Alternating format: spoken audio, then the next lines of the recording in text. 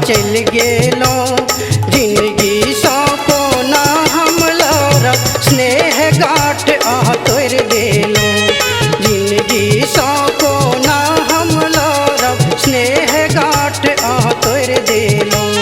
प्यार बसा के दिल में सजनी कतो छोड़ चल गेलो जिंदगी सो कोना हमलो रब स्नेह गाठ तोड़ देलो जिंदगी सो कोना हमलो रब स्नेह गाठ तोड़ देलो।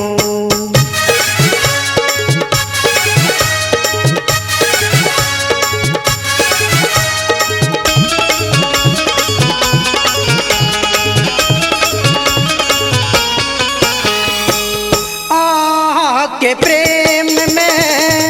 हम तो पागल छी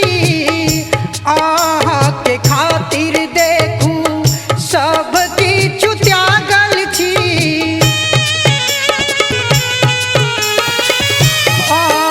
के प्रेम में हम तो पागल छी के खातिर देखूं सब किछु त्यागल छी सब किछु त्यागल छी सेहक सागर दिल में भर के लोग अहीं केर छलो दुख केर जिंदगी कोना जियब कोन असरा पर छोड़ गेलो दुख केर जिंदगी कोना जियब कोन असरा पर छोड़ गेलो।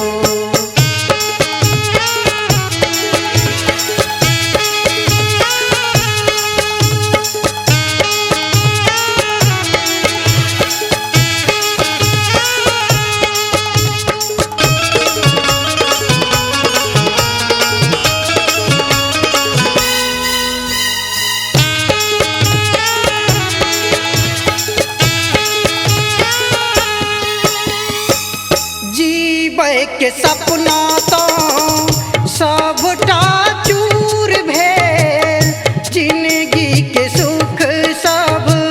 हमरा सँ दूर भेल